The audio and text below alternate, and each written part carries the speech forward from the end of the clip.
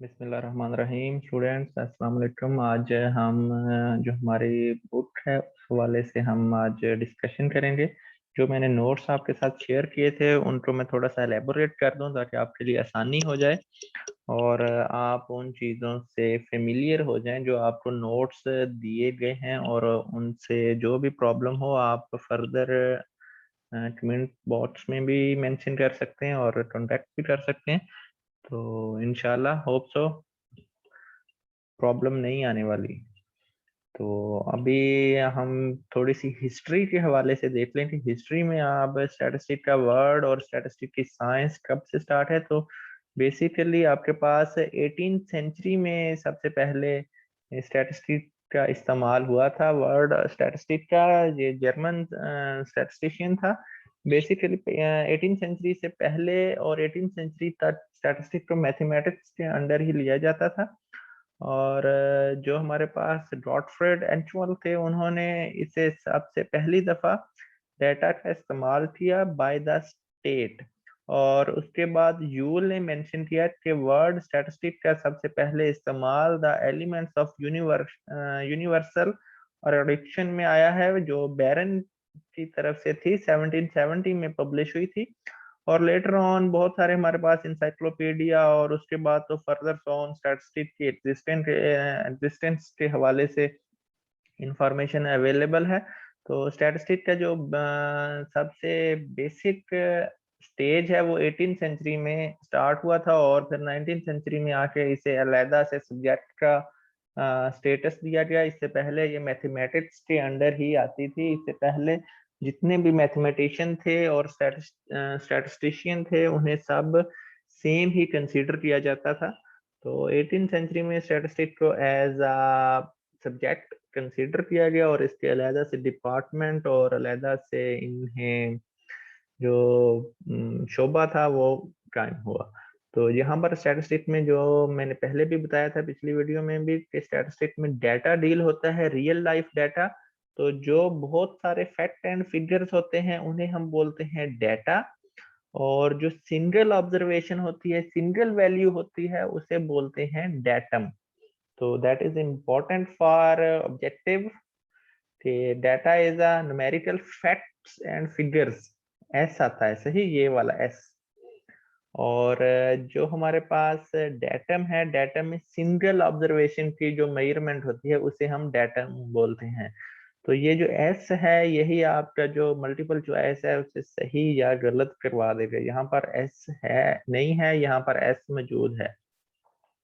Single observation की जो measurement है, जो वैल्यूज हैं, वो डेटम। एंड जो आपके पास ओवरऑल किसी सेट ऑफ पॉपुलेशन से जो मेजरमेंट्स आती हैं उन्हें हम बोलते हैं डेटा। तो ये फर्दर चीजें एलेबोरेट की गई हैं। अच्छा, डेफिनेशन पे आ जाए। ये पिछली डेफिनेशन हमने लास्ट टाइम पढ़ी थी कि statistic is defined as the collection, presentation, analysis and interpretation of data. तो वो तो सबसे कॉमन डेफिनेशन थी। अब आप कोई और भी पूछ ले कि स्टैटिस्टिक की डेफिनेशन क्या होती है। This is a mathematical science of making decision and draw conclusion from data in situation of uncertainty। तो यू नो कि हमारी जो रियल वर्ल्ड है यहाँ पर हर चीज अनसर्टेन है, कोई भी स्पेसिफिक नहीं है। जितनी भी वैल्यूज आ यहाँ पर अवेलेबल है, हमारी लाइफ है, बारिश होनी है नहीं होनी, कोई इवेंट परफॉर्म होना है नहीं होना, कोई मशीन अच्छा परफॉर्म करती है नहीं। तो ये सारी चीजें अनसर्टेन है। तो मैथमेटिकल मेजरमेंट्स ऑफ अनसर्टेनिटी हमारे यहाँ स्टैटिस्टिक में डील होती है, और उससे जो वैल्यूज या जो रिजल्ट्स हमें मिलते हैं उन्हें हम फिर डिफाइन करते हैं, उनसे कोई ना कोई कंक्लूजन लेते हैं। जो कंक्लूजन्स ड्रा करते हैं उनसे आपको प्लानिंग में और डिसीजन मेकिंग में मदद मिलती है। तो that is a mathematical science to draw conclusion about uncertainty. तो यहाँ पर आपके पास data collection, organisation, summarisation, analysis and interpretation of numerical facts and figures. तो ये तो वही बात आई कि वो ही आपने जो डाटा है उसे ही फर्दर इलेबोरेट कर देना है और उसे समराइज, एनालाइज एंड इंटरप्रेट कर देना है। तो जिन्हें एक और एग्जांपल है, it is observe that out of 500 college student survey, 300 were female, is there evidence that more students in the college are female. जैसे कोई भी सर्वे किया जाता है, वहां पर अगर 500 का सैंपल था, 500 बच्चे से पूछा गया, तो उसमें 300 अगर फीमेल है, तो हमें डिसीजन कंक्लूजन क्या मिली कि वहां पर जो फीमेल पॉपुलेशन है वो ज्यादा है, फीमेल जो स्टूडेंट्स हैं वो ज्यादा हैं बनिस्बत मेल के। तो यहाँ पर अभी मैंने दो अल्फाज इस्तेमाल किए, पॉपुलेशन एंड सैंपल। तो what is population and sample? Population basically the total group under discussion, वो तमाम ग्रुप्स का मजमुआ जो आपकी स्टडी में, जो आपकी डिस्कशन में कंसीडर किए जाते हैं, जिनसे आप इंफॉर्मेशन लेते हैं, तो वो आपकी पॉपुलेशन होती है। to which the results will be generated is called population. Its example is given in our previous, यानी कि आपके पास 5 कॉलेज स्टूडेंट्स की पॉपुलेशन है, तो उनसे आप इंफॉर्मेशन लेते हैं। तो वो तमाम यूनिट्स जिनसे आप इंफॉर्मेशन कलेक्ट करते हैं, जिनसे आप इंफॉर्मेशन हासिल करते हैं, वो आपकी पॉपुलेशन होती है। In example 1, the set of all students in the college is our population. अब आपकी यूनिवर्सिटी में जितने स्टूडेंट्स पढ़ रहे हैं, चाहे वो कंप्यूटर साइंस में है, एजुकेशन में है, केमिस्ट्री में है, फिजिक्स, बायो, एक्स वाई जी, जितने स्टूडेंट्स यूनिवर्सिटी में पढ़ रहे हैं, that is your population. Total group, आपके पॉपुलेशन में जितने ग्रुप, जितने यूनिवर्सिटी में स्टूडेंट्स मौजूद हैं, वो आपके पास हैं पॉपुलेशन। एंड सैंपल क्या चीज होती है? Sample, sometimes the measurements of interest can not be made on the whole population, then we choose a subset of the population to draw inference about the population।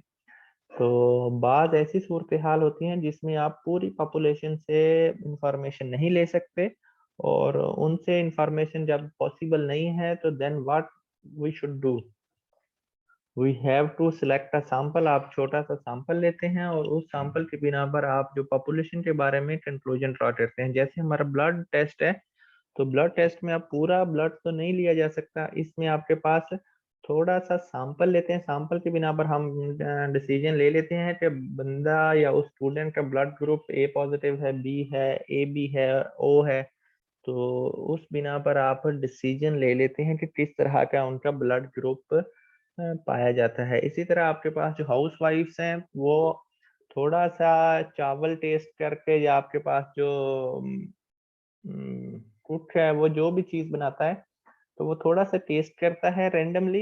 या आप चाय बना रहे हैं, तो आप थोड़ा सा टेस्ट करते हैं कि इसमें क्या चीज हमें मजीद डालनी चाहिए, दूध डालना चाहिए, चीनी डालनी चाहिए, पत्ती डालनी चाहिए। जो आप पहले 2 सिप लेते हैं, दैट इज योर सैंपल।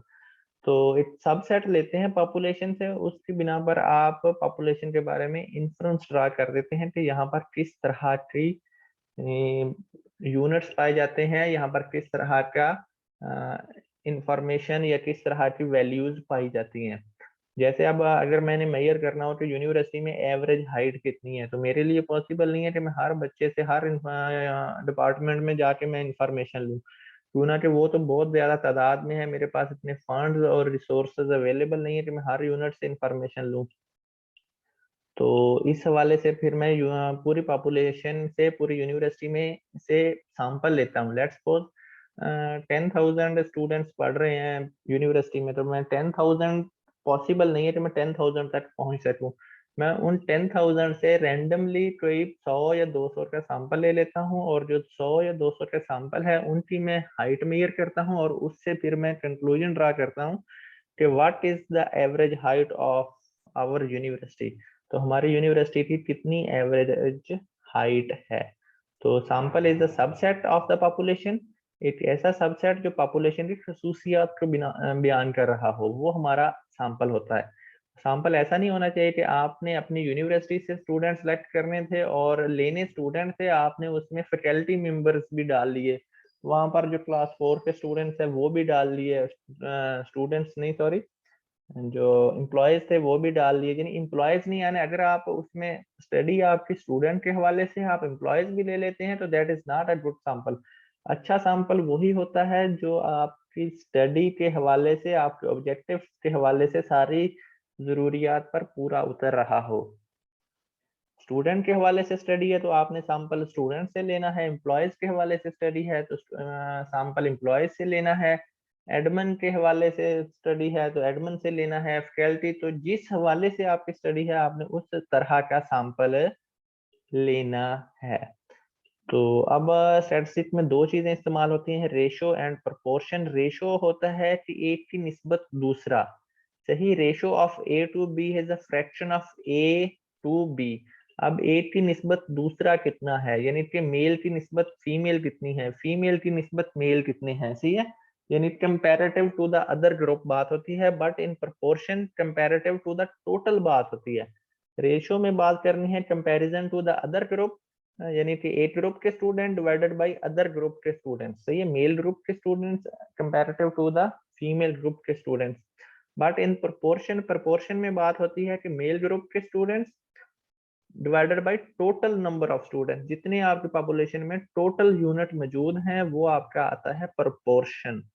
तो रेशो में बेसिकली फ्रैक्शन है, fraction between the two groups, and proportion में फ्रैक्शन है ratio between the group and total, सही। जैसे यहाँ पर बात हो रही थी मेल और फीमेल की, तो मेल 200 थे, फीमेल 300 थी, तो 200 डिवाइडेड बाई 300, और प्रोपोर्शन में उस ग्रुप के individual divided by total 300 divided by 500। अगर आप मेल की बात कर रहे हैं तो 200 डिवाइडेड बाय 500।